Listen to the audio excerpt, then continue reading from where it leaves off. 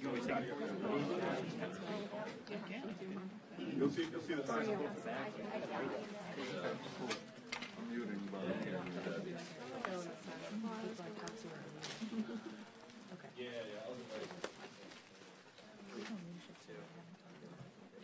Take it.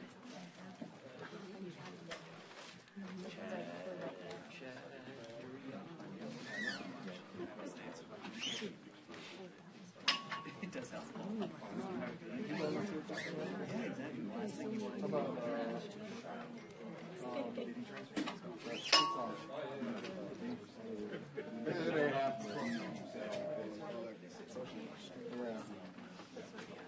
Yeah, all that purple stuff.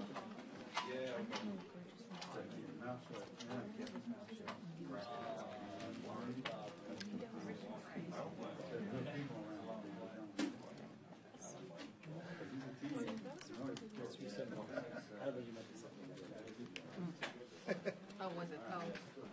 About making my lunch? Yes. Sorry, no, I was for Nick. I sent it to Monica. Is Mario your husband?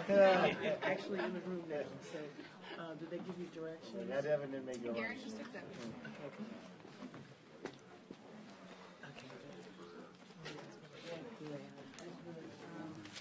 Right. Yes. It's funny, this is the first. My finger just comes up and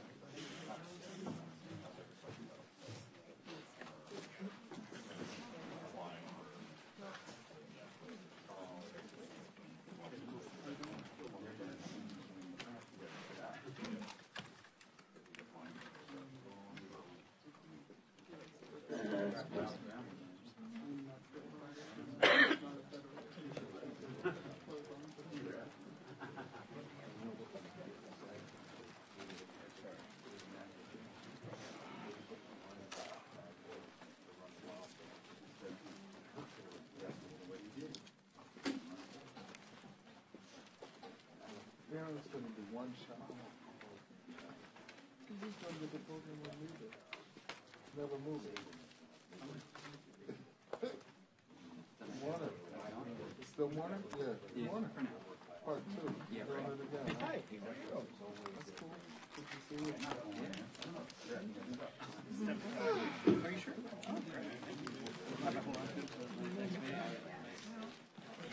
Thank you. Also, back. Oh, I'm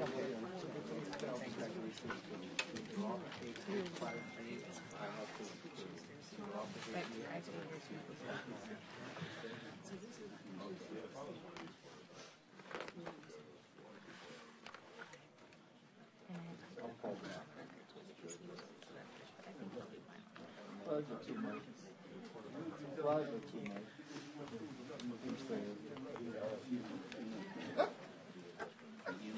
Just telling you what he thinks. Heard.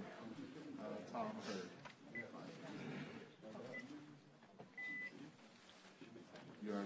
Your message has been heard.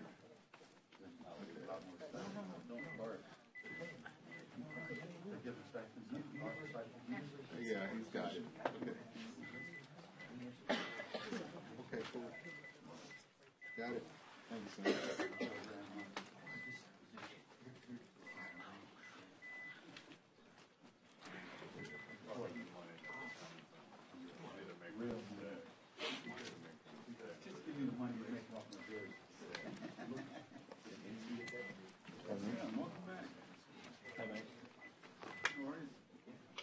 Hope you don't mind, we ate all of your Vegemite like.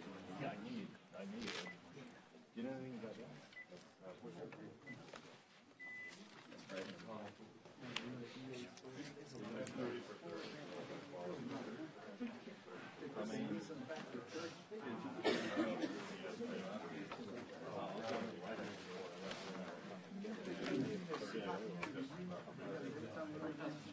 Next to the church.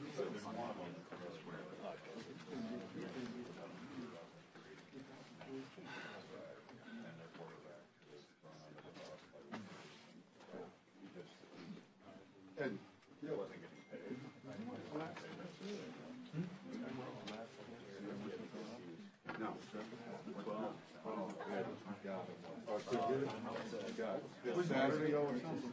Netflix. Oh, okay. This Saturday? Yeah. You gotta do it. Okay. It's totally you. You love it. Yeah.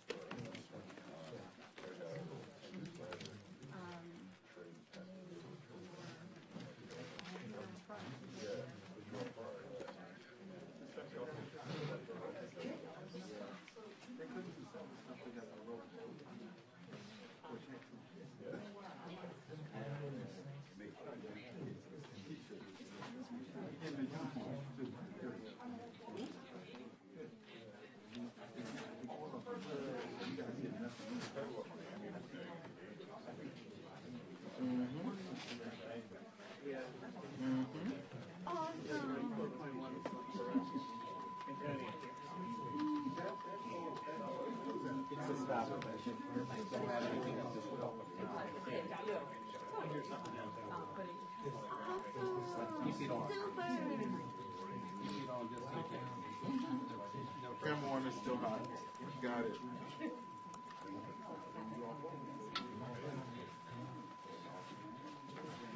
And the beautiful bag out. How you doing?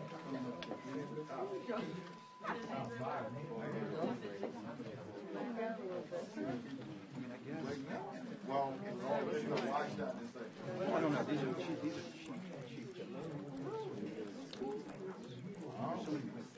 It's a good cutback. Yeah. You want to work? Yeah. Oh no, they were at the center steps. Not in the room.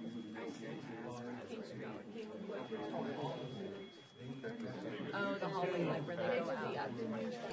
The steps, the center steps. Yeah, like where you go around, and then you take, where like the things used to be. Well,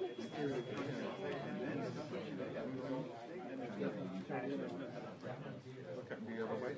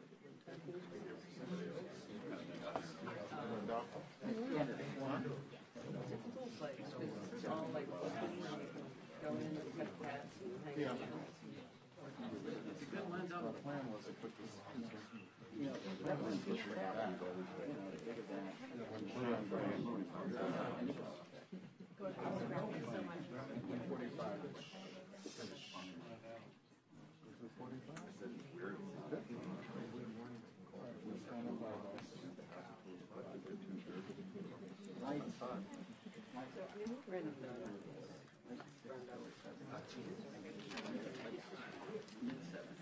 I was just saying, I'm standing by. That's all. All right.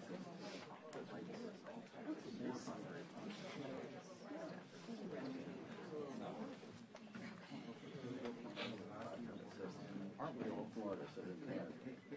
Two elements. Front glass, back glass.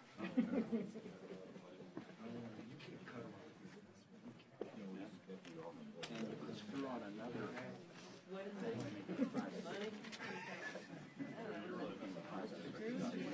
I would go home and sleep and walk the cat. Yeah, he spoke to me every time he saw me. What's up, Kevin? When you homicide is that? I don't care. He might be satisfied. Won't take a while.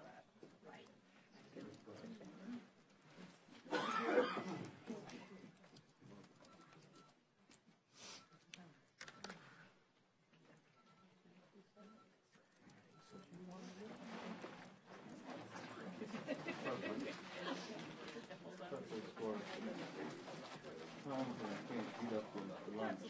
Yeah. Can't heat up your lunch. Can't get any lunch.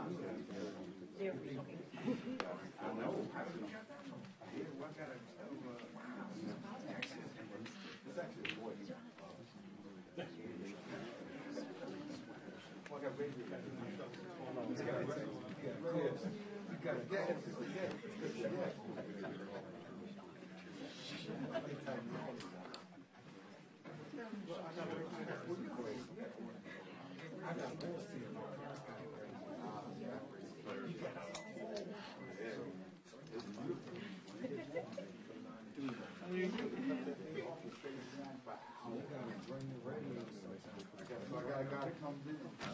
It's the air out there. Every fall. My friends are on the radio.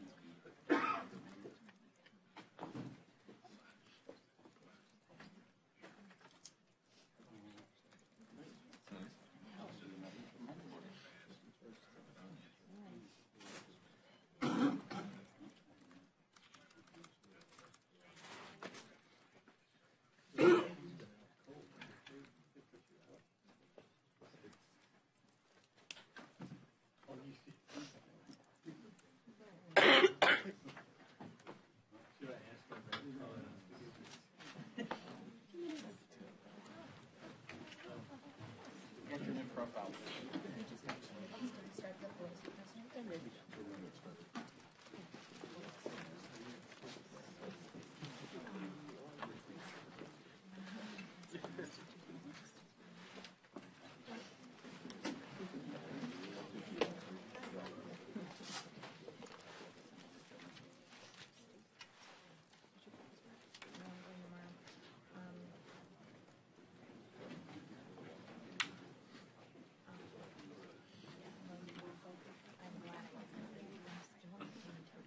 That won't matter.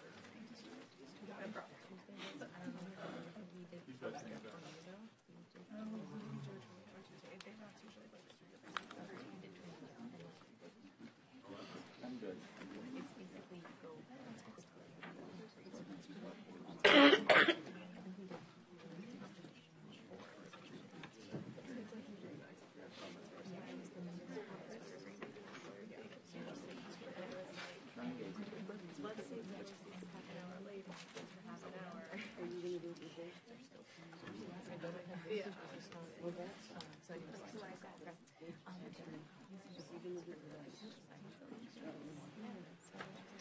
Yeah, right.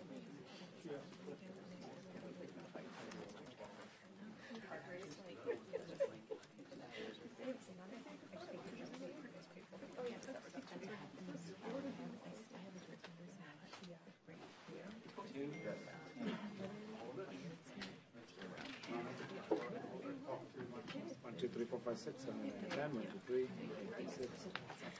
1, 2, 3, 4, 6, 10.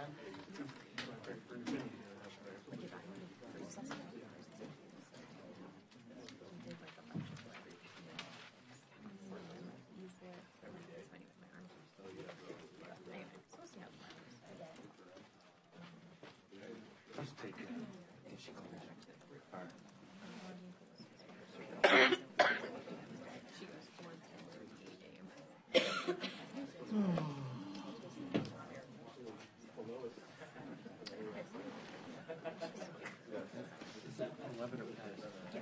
What's that?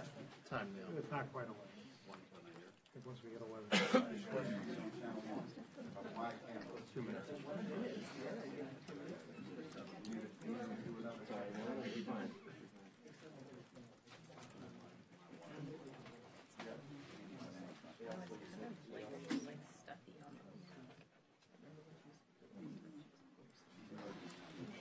Yeah.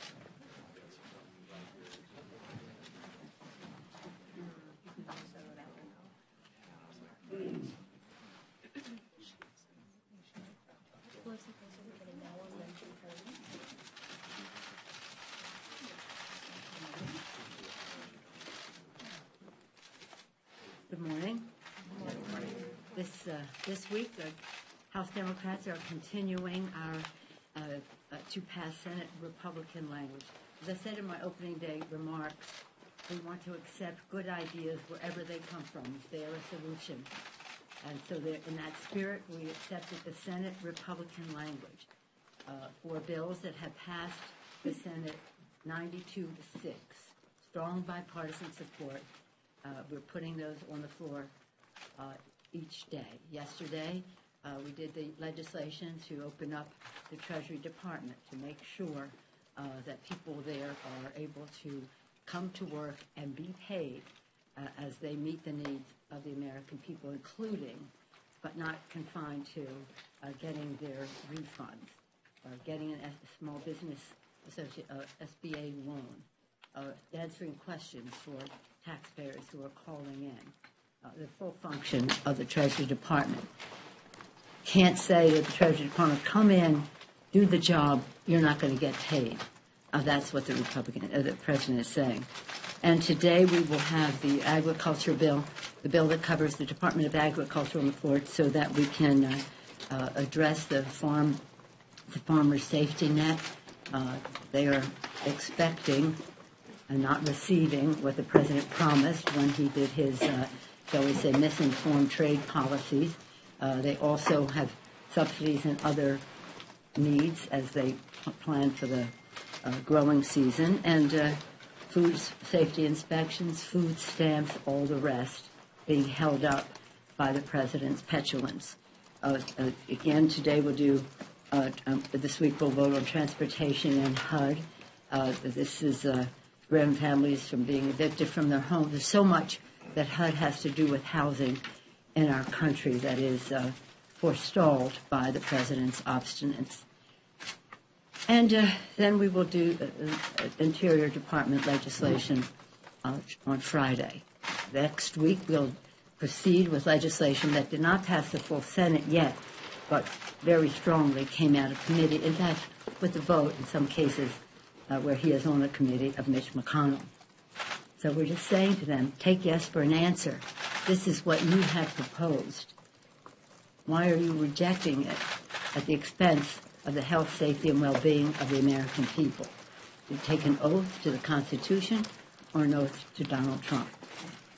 And these families, many of them veterans, are not able to meet their mortgage payment, their rent payment, their car payment, harming their own credit ratings. You're no friend of veterans if you harm their credit rating, and that's exactly what the President is doing.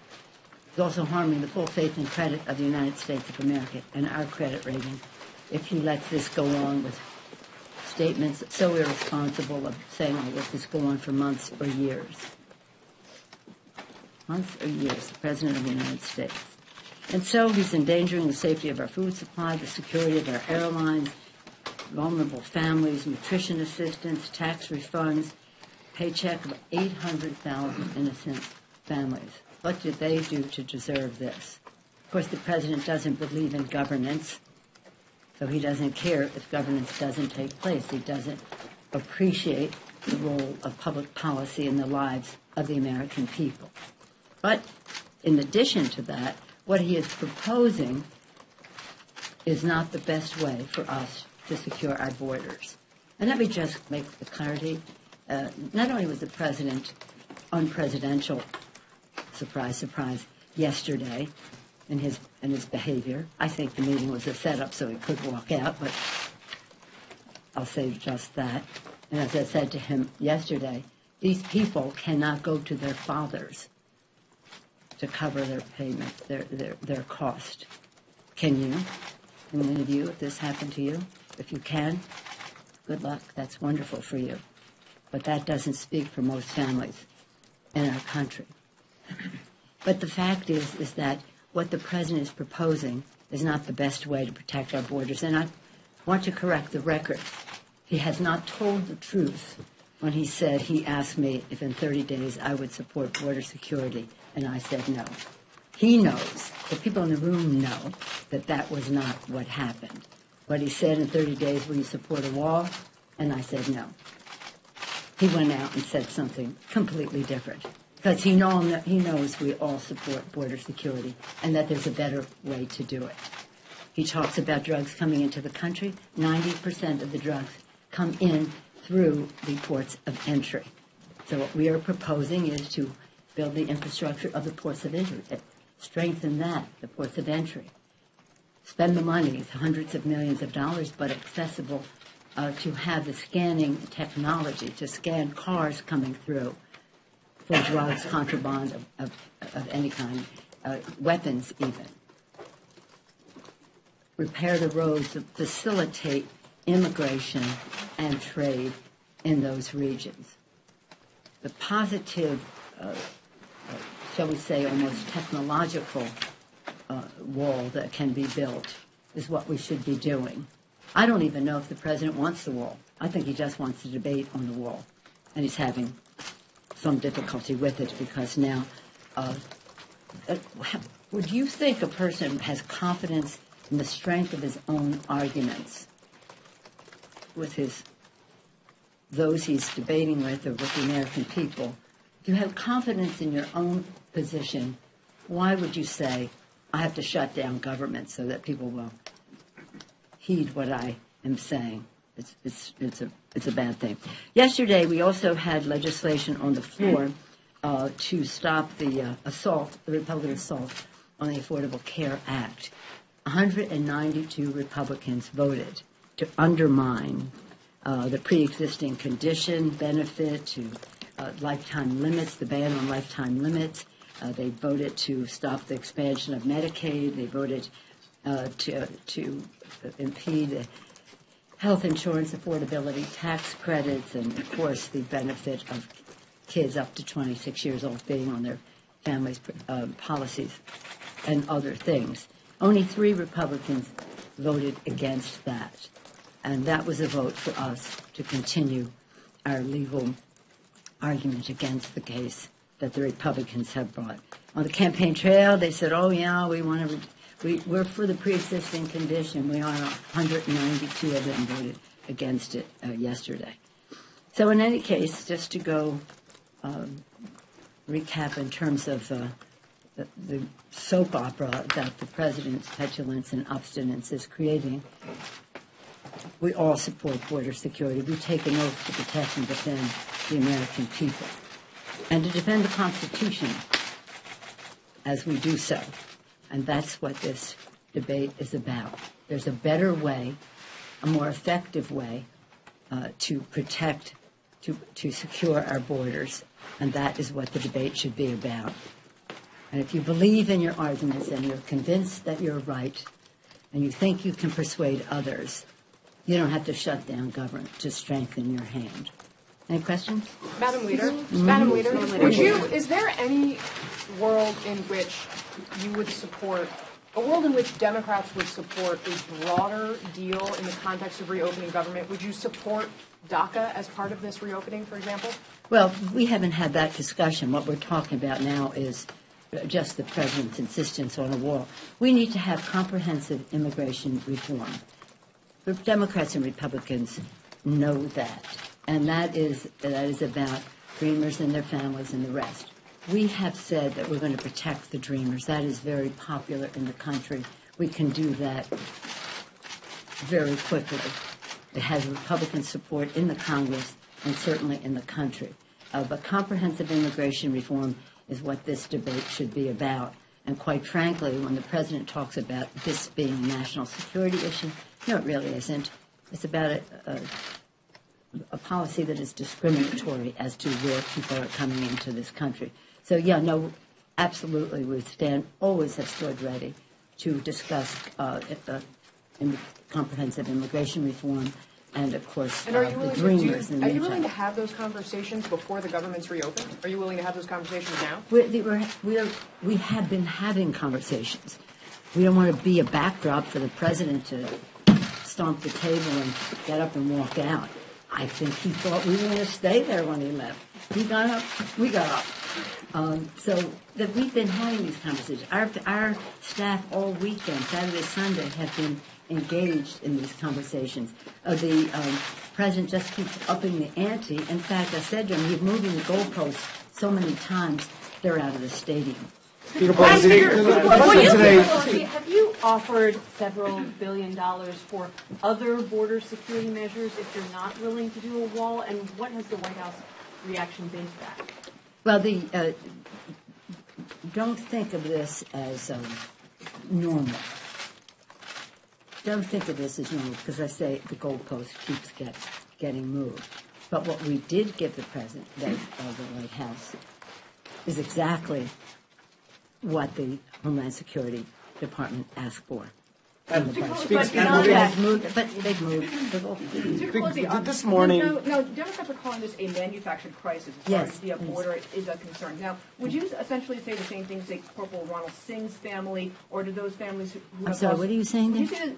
Would you say that, that this is a manufactured crisis? But what's the next one? To a Corporal Ronald Singh's family who ended up losing him to a illegal immigrant who ended up shooting him over in your state. Would you say this to families who had lost relatives to heroin overdoses because obviously the drug 90% of the time came from Mexico? What would you say to families like that? Well, what I would say to families like that is what I say to the President regularly. These are tragic situations. There's a tragic situation at the border. 2 little children died in the custody of the Border Patrol. But the plural of anecdote is not data. And as painful and horrible, one death is more than we should be able to bear, whether it's the corporal or whether it's the children. But the fact is we have to have public policy that secures our border. And what the President is proposing will not eliminate those possibilities. Madam Speaker, are you planning to file the President this morning suggested that he may declare a national emergency. Yeah. To you, is this a possible way out of this standoff with the President? Or how would the House react? How would you react if you were to go this route? Well, if and when the President does that, you'll find out how we will react. But I'm not going to that place now. Is this I way think out? the President will have problems on his own side of the aisle for exploiting the situation in a way that enhances his power. But not to go there. Let's see what he does. Right now, there is a path. Open up government. Let's have this discussion on where we can agree on the best ways to protect our borders, to secure our borders, to do so in a way that honors our values. And the President's going to the border. Now he's saying maybe the trip isn't necessary. He goes and comes. But let me just close by saying this. Clearly, there's a disparity of shared values here. In terms of respecting the dignity and worth of everyone, being concerned about every death that happens because we live in an imperfect world, and that's very sad. But it is not a justification for having more children die in custody or be separated from their families. We're even going into that discussion, taking babies out of the arms of their parents. As a mother of 5 and grandmother of 9, I find that appalling. They find it normal. We talk about what he might do tomorrow, or was it today, and he does this at the border. I think he's going to have to answer to his own party on usurping that much power. But again, I'm not going down a path until we see what it is he's willing to do.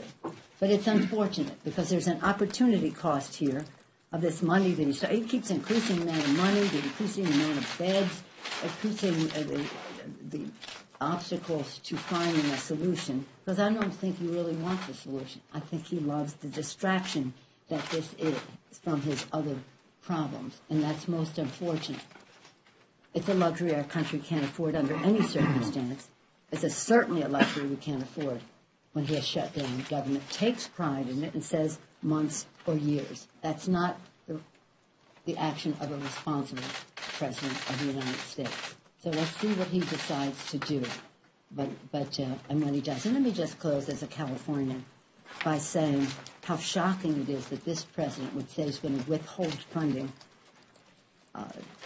to meet the disaster assistance, disaster needs of people in California. Ironically, most of those fires, except for maybe part of what happened in earlier in Santa Rosa, most of those fires took place in rural California. The votes he did get in California were in rural California. So we're saying to him, if you think you're punishing our state, you're punishing your own voters. And besides which, unless you have a different definition of what a disaster is and the needs for assistance, you have no right to withhold those funds.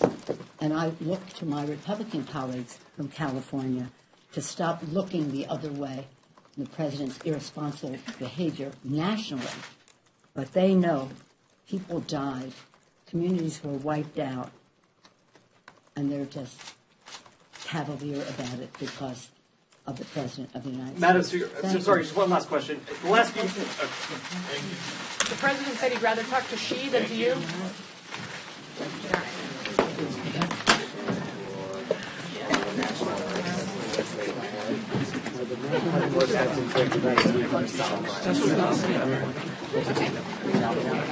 How far are we? I'll stand.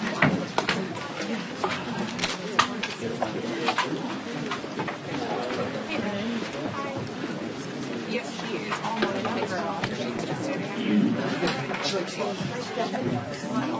sitting.